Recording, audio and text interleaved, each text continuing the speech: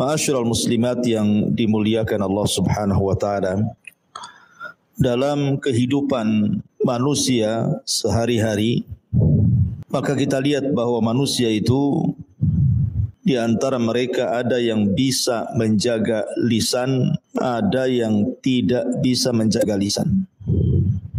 Ada yang bisa menjaga perbuatan, ada yang tidak bisa menjaga perbuatan. Ada orang yang sabar ketika disakiti orang, ada orang yang tidak sabar, bahkan ada yang pendendam, bahkan boleh jadi ada yang sampai kemudian melakukan hal-hal yang akhirnya menyakiti orang. Begitulah kehidupan manusia, tidak lepas dari perkara-perkara tadi. Artinya bahwa tidak ada manusia yang hidup di bumi ini kecuali pasti akan dibicarakan manusia. Jangan lagi kita. Allah Subhanahu wa taala sendiri dibicarakan orang-orang Yahudi, bahkan dimakinya. Sebagaimana Allah Subhanahu wa taala berfirman tentang bagaimana kurang ajarnya orang-orang Yahudi terhadap zat Allah Subhanahu wa taala. Mereka menuduh Allah Subhanahu wa taala fakir dan mereka yang kaya. Innallaha fakirun wa nahnu aghniya. Bahkan juga mereka mengatakan bahwa yadullahi maghlulah, tangan Allah itu terbelenggu. Padahal tangan Allah itu bal yadahu mabsutatan, bukan terbelenggu. Artinya bahwa kalau Allah Subhanahu wa taala sendiri tidak lepas dari ucapan-ucapan kotor manusia, padahal manusia adalah makhluknya, tentu sesama manusia tidak akan lepas lagi. Para nabi saja tidak lepas dari ucapan manusia. Bahkan Nabi yang paling banyak mendapatkan penghinaan dari kaumnya adalah Nabi Musa. Sehingga Nabi SAW mengatakan, laqad udhiya akhi Musa katsira fasabara. Sungguh saudaraku Musa banyak diuji oleh Allah, disakiti oleh kaumnya dengan kata-katanya, tapi dia Nabi yang sabar. Termasuk Nabi SAW. Bahkan wanita yang sudah jelas-jelas kesuciannya, tidak pernah keluar dari mihrabnya, kerjanya hanya ruku dan sujud kepada Allah Azza wa Jal, Maryam bintu Imran, tidak lepas daripada hinaan manusia dan tuduhan manusia, dan dituduh bahwa Maryam telah berzina sehingga melahirkan Isa bin Maryam. Termasuk juga Ummul Mukminin Aisyah radhiyallahu anha tidak lepas daripada cacian dan makian manusia, dituduh berzina dengan Safwan ibn Mu'attil. Tetapi kedua wanita itu, Maryam ataupun Aisyah Ummul Mukminin, adalah dua wanita suci yang disucikan Allah Subhanahu wa taala. Maka sering saya katakan sebagai perlipur lara, sebagai penghibur jiwa, kalau seandainya ada orang yang mencaci maki ibu, menghina, menggibah, memfitnah, menuduh, maka kesampingkan ucapan manusia. Artinya jangan pedulikan ucapan manusia. Buang ucapan manusia ke belakang punggung. Apakah ucapan itu dalam bentuk cacian ataupun pujian? Jangan pedulikan ucapan manusia. Yang kedua, berjalanlah dengan takdir Allah. Berjalanlah dengan takdir Allah Subhanahu wa taala. Artinya kalaupun satu dunia dikumpulkan insuhum wa jinnuhum, manusia dan jinnya sekalipun, untuk mencaci maki ibu, untuk menghina ibu, untuk memadaratkan ibu, itu tidak akan merubah takdir Allah Subhanahu wa taala. Tidak akan merubah takdir. Makanya Nabi SAW mengatakan kepada Abdullah ibnu Abbas radhiyallahu anhuma, sekiranya manusia berkumpul kepadamu, ala an yadhurruka bi syai'in lam yadhurruka illa ma qad kataballahu lak, maka kecelakaan tidak akan sampai kepadamu kecuali sudah dicatat di Lauhil Mahfuz. Kalau seandainya manusia berkumpul untuk mencelakakan kamu, kecelakaan itu tidak mungkin terjadi kecuali sudah ditulis di Lauhil Mahfuz. Manusia hanya merencanakan kejahatan, tetapi terjadinya kejahatan ataupun tidak, itu pun tidak lepas daripada takdir Allah. Maka berjalanlah dengan takdir.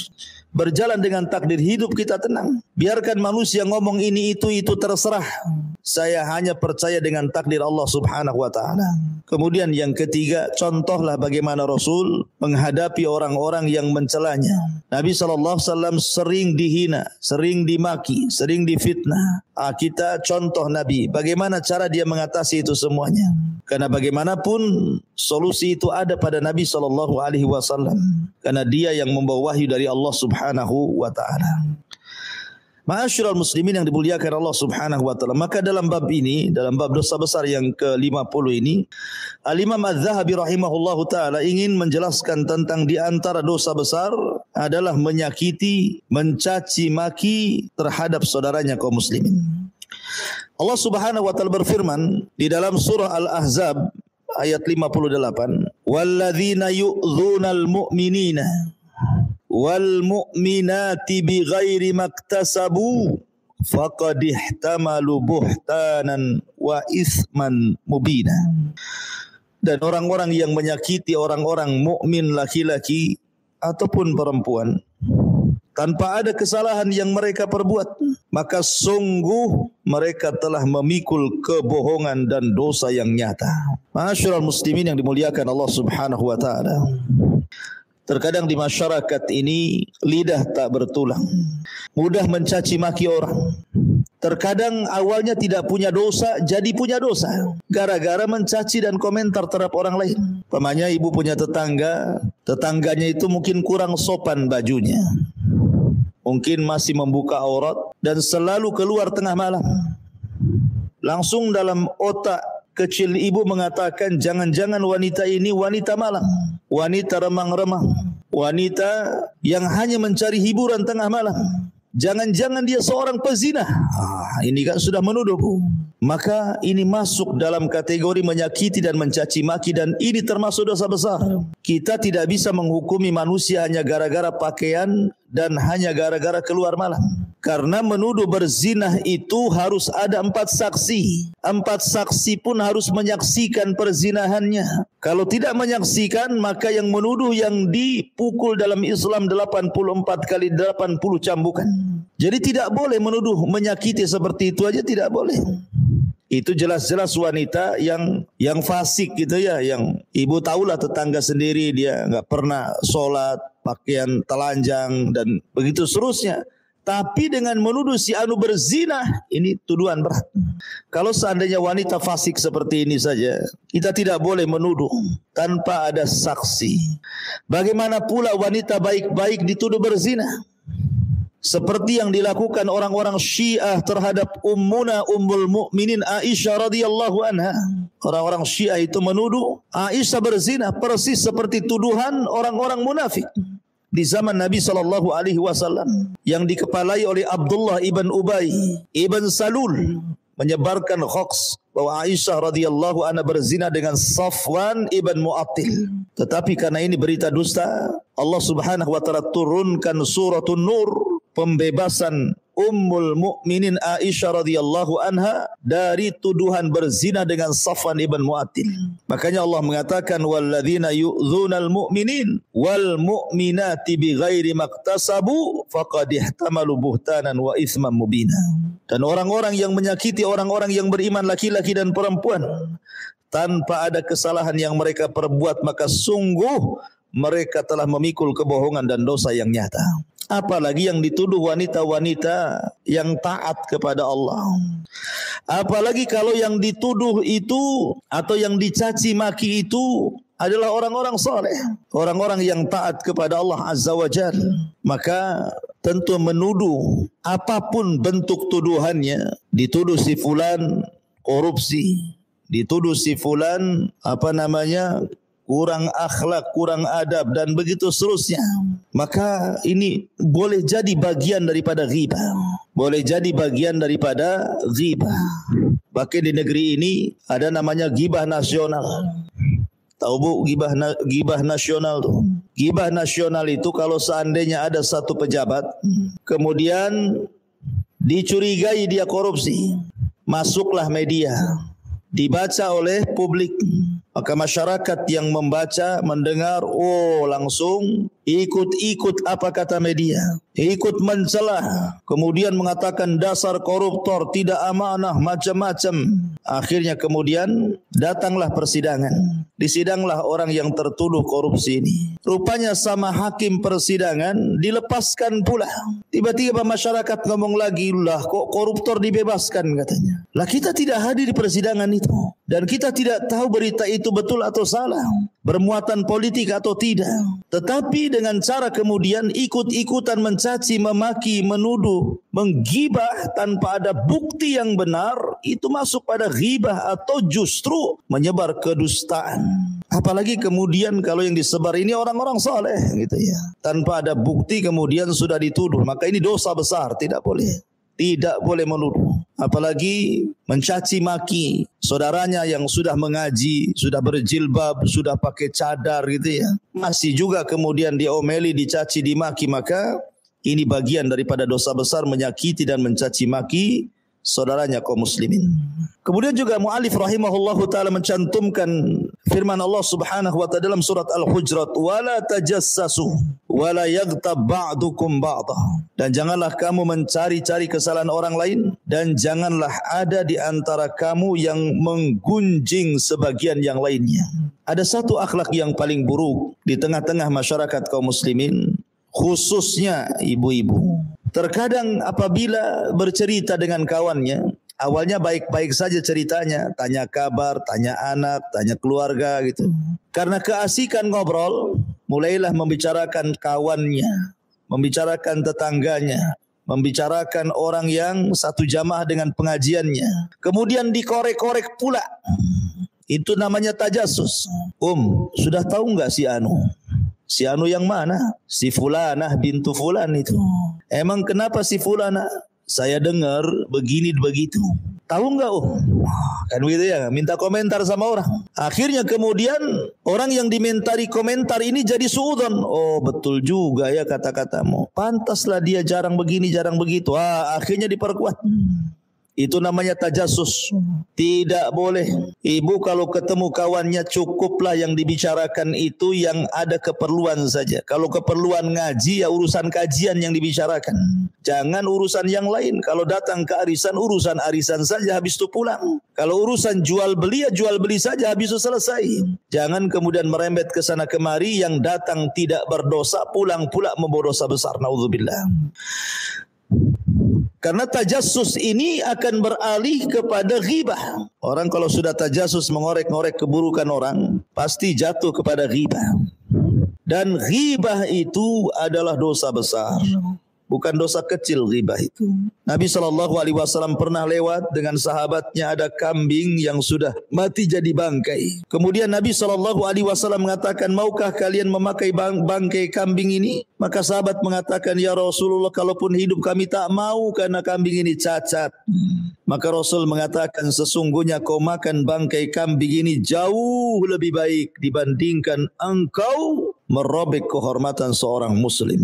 Bahkan dikatakan oleh Rasul, min arbar riba, sebesar-besarnya dosa riba, sebesar-besarnya dosa riba, kata Rasul, seseorang merobek kehormatan saudaranya. Makanya wajar Nabi SAW pernah marah kepada Aisyah radhiyallahu anha ketika membicarakan tentang Safiyah dengan isyarat tangannya. Padahal Aisyah tidak hendak merendahkan Safiyah dengan kata-katanya, hanya mengisyaratkan dengan tangannya bahwa dirinya pendek, dirinya tinggi, Safiyah itu pendek. Itu hanya itu aja yang ingin dijelaskan kepada Rasul. Dia bangga dengan tingginya, kemudian merendahkan Safiyah dengan pendeknya. Maka Nabi SAW marah di hadapan Aisyah radhiyallahu anha dan mengatakan, ya Aisyah, laqad qulti kalimatan law muzizat bihal bahru lamazazathu. Wahai Aisyah, engkau sudah mengucapkan satu kalimat yang kalau kalimat ini dicemarkan di seluruh air lautan cukup mengotori air lautan satu dunia ini. Maka jangan suka menggibah.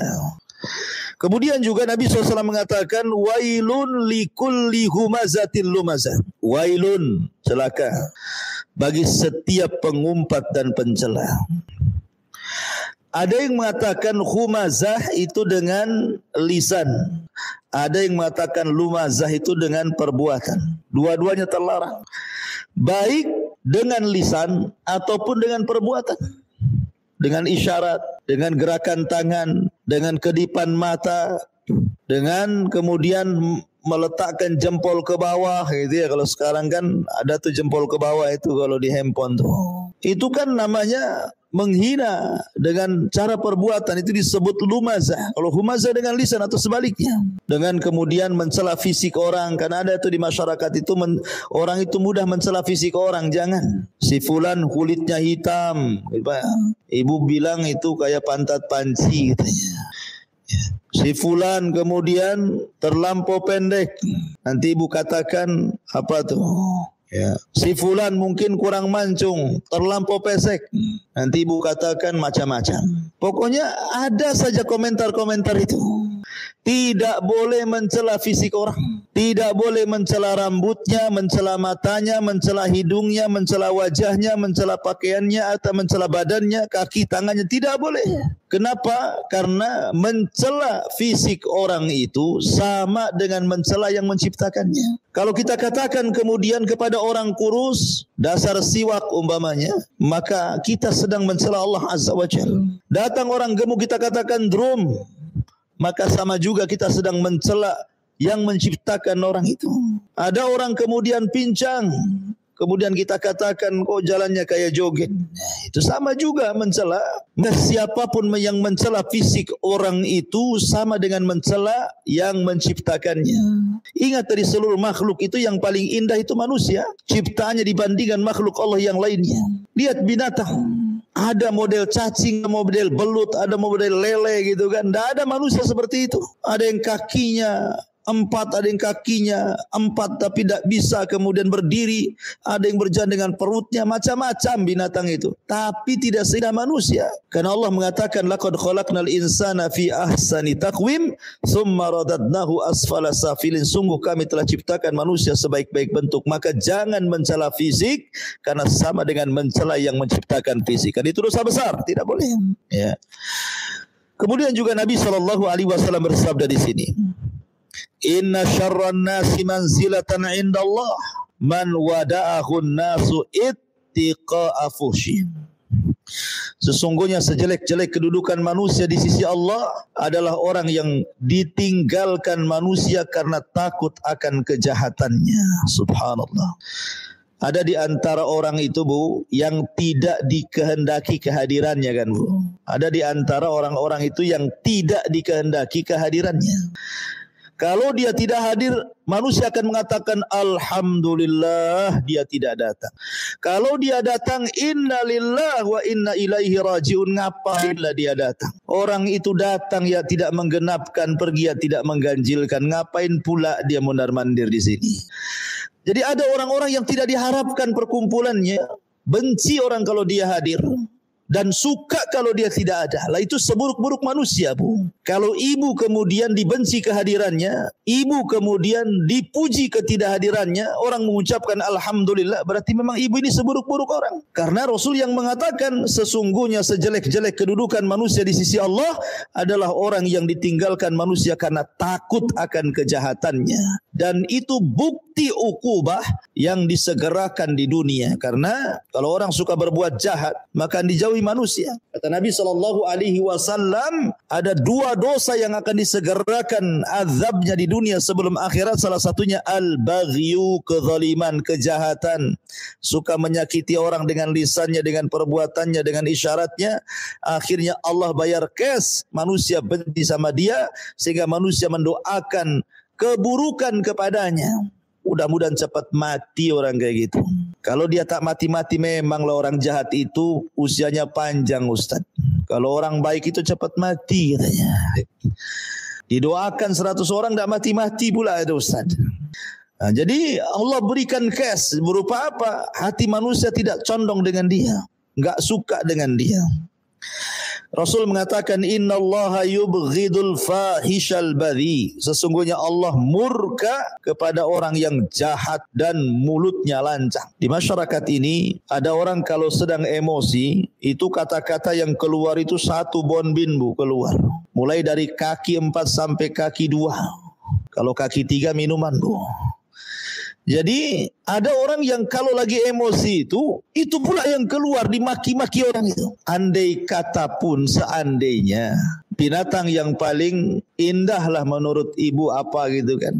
Mungkin ibu suka piara kucing, ada kucing Angora, Persia gitu yang cantik-cantik. Kemudian lagi marah, oh dasar Persia kamu, dasar Angora umpamanya kan. Kita tidak mengatakan babi anjing yang sudah jelas-jelas najis. Itu saja tidak bisa manusia itu dikatakan kucing Angora. Karena manusia jauh lebih baik dibandingkan kucing. Ngapain pula kemudian manusia disamakan dengan kucing, dengan ayam, dengan buaya, dengan macam-macam gitu ya. Nggak bisa manusia disamakan dengan binatang itu. Binatang tidak berakal, manusia berakal. Maka ada orang-orang itu yang fahishal badhi gitu ya, orangnya jahat, mulutnya lancang, nggak pernah direm. Kalau ngomong itu asal ngomong saja ya. Semua keluar, makhluk-makhluk halus saja dikeluarkan. Oh dasar setan, kuntilanak, genderuwo semua keluar ya. Maka yang seperti itu termasuk badhi. Kemudian Nabi SAW mengatakan, ibadallah innallaha wadu'al haraj illa man iktarasa irdi akhihi fadhaka alladhi haraja au halak. Wahai hamba Allah, sesungguhnya Allah memperingatkan dosa kecuali orang-orang yang telah melanggar kehormatan saudaranya.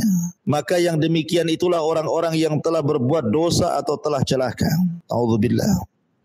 Dan Nabi mengatakan kullul muslim ala muslim haram irduhu wa maluhu wa damuhu at-taqwa huna bihasbi imri'in minasyarri an yahkira akhahul muslim. Kata Nabi SAW, setiap muslim terhadap muslim yang lainnya itu harus dilindungi kehormatannya, hartanya dan darahnya. Takwa itu di sini cukuplah bagi seorang muslim itu dikatakan telah berbuat jahat apabila dia merendahkan saudaranya sesama muslim. Lihat bagaimana Islam memerintahkan kita untuk menjaga kehormatan orang. Sebab cukuplah orang itu dikatakan orang jahat ketika dia merendahkan saudaranya. Jangan merendahkan saudaranya. Karena ada di masyarakat kita ini yang mudah merendahkan karena dia merasa lebih kaya, tangganya lebih miskin, maka direndahkan dengan cara terkadang dengan lisannya atau dengan perbuatannya atau dengan barang-barangnya atau dengan pakaian dan tasnya. Ada orang yang merendahkan, dan orang merendahkan itu macam-macam. Ada dengan isyarat tangannya, ada dengan isyarat lisan dan juga matanya. Tidak bisa. Ya, Allah itu sudah takdirkan kekayaan masing-masing. Tidak perlu membanggakan. Kalau Allah mau, Allah buat Anda miskin sesaat. Kalau Allah mau juga Anda bisa Allah buat kaya sesaat. Biyadihil muluk, di tangan Allah lah kerajaan. Yu'tillahu man yasha'. Allah memberikan kepada yang dikehendakinya dan Allah menghancurkan juga kepada orang yang dikehendakinya. Tidak perlu kemudian merendahkan orang. Ya. Al-muslimu akhul muslim la yadhlimuhu wa la yakhdhuluhu wa la yahkiruhu bihasbi imri'in minasyarri an yahkira akhul muslim. Seorang muslim itu bersaudara tidak boleh berlaku zalim, tidak boleh menelantarkan, tidak boleh merendahkan. Cukuplah seorang muslim itu dikatakan berbuat jahat apabila dia merendahkan saudaranya. Kemudian Allah Subhanahu wa taala mengatakan, innal ladzina yuhibbuna an tashi'al fahishatu fil ladzina amanu lahum adzabun alim fid dunya wal akhirah. Sesungguhnya orang-orang yang ingin agar perbuatan yang sangat keji, berita bohong tersiar di kalangan orang-orang beriman, maka mereka mendapatkan azab yang pedih di dunia dan juga azab di akhirat. Jadi tidak boleh ibu menyebarkan hoax. Makanya kalau ibu pegang handphone, hati-hati jangan asal copy paste. Cross check dulu beritanya. Layak nggak di-share atau tidak? Layak nggak di-share ke grup atau tidak? Ya, apalagi sudah jelas-jelas isinya itu berita bohong, berita cacian, makian kepada kaum muslimin, sesama kaum muslimin. Tidak perlu disebarkan beritanya. Ya, karena ibu-ibu ini itu biasanya sudah dengar nggak ya? Enggak. Mau dengar, tapi tolong ya jangan ceritakan sama orang ya. Kan gitu ya ibu ya. Itu senjata ibu-ibu kan begitu. Jangan ceritakan kepada orang. Nanti yang Ibu ceritakan, ngomong lagi ke yang lain. Kamu jangan ceritakan sama orang. Aku baru dapat berita nih. Bagus beritanya katanya. Yang ini juga sama. Jangan ceritakan sama orang. Satu kampung akhirnya bilang jangan ceritakan sama orang padahal sudah tahu semua. Lah ini namanya menyebar namanya ya. Tidak boleh menyebar. Biasakan amanah mendengar dan amanah lisan. Cukuplah ibu sendiri yang mendengar. Kalau perlu bu hapus memorinya. Lupalah. Dibuat amnesia gitu ya. Supaya berita-berita itu tidak sampai disebar kepada orang. Karena ini termasuk dosa besar. Ya, ma'asyiral muslimin yang dimuliakan Allah Azza wa Jalla. Karena saking mudahnya lisan ini menyebarkan berita, terkadang tidak sadar kalau dia sedang melakukan dosa besar. Harusnya tugas seorang muslim itu menutup aib seorang muslim. Kalau ada orang ini memang punya aib, jangan dibongkar. Karena ibu juga punya aib. Makanya sering saya katakan orang itu menjadi mulia di hadapan manusia, bukan di hadapan Allah ya. Orang itu menjadi mulia di hadapan manusia karena Allah tutup aibnya. Kalau seandainya Allah bongkar aibnya itu, tidak ada manusia yang memuliakan manusia. Yang ada manusia menaruh pasir di kepala manusia. Tapi karena Allah tutup aib kita, makanya manusia masih hormat sama kita. Kalau Allah buka aib kita, Allahu a'lam, boleh jadi manusia mencaci maki kita. Oleh karena itulah maka biasakan menutup aurat orang lain supaya Allah tutup aurat kita. Terbiasalah menutup aib orang lain supaya Allah berusaha menutup aib kita, supaya manusia tidak tahu dan kita bisa bertobat kepada Allah Subhanahu wa taala. Kemudian Rasul mengatakan sibabul muslimina fusukun wa qitaluhu kufrun. Mencela seorang muslim adalah kefasikan, sedang membunuhnya adalah kekufuran. Bahkan mencela seorang muslim itu hakikatnya dia sedang membunuh pelan-pelan. Betapa banyak orang yang kemudian tadinya sehat gitu ya, tiba-tiba kemudian darah tingginya naik, gulanya naik, kolesterolnya naik gara-gara dicela orang. Jadi orang yang mencela itu sesungguhnya sedang membunuh saudaranya pelan-pelan itu. Karena tidak semua orang yang dicela, dicaci, dimaki, digibah, difitnah itu kuat gitu. Banyak yang tidak kuat, banyak yang tumbang. Ya, maka hakikatnya mencela itu membunuh pelan-pelan. La yadkhulul jannah man la ya'man jaruhu bawa'iqah. Tidak akan masuk surga bagi orang yang tetangganya merasa tidak aman dengan kejahatannya. Bahkan Rasul mengatakan wallahi la yu'min 3 kali, demi Allah tidak beriman, tidak beriman, tidak beriman.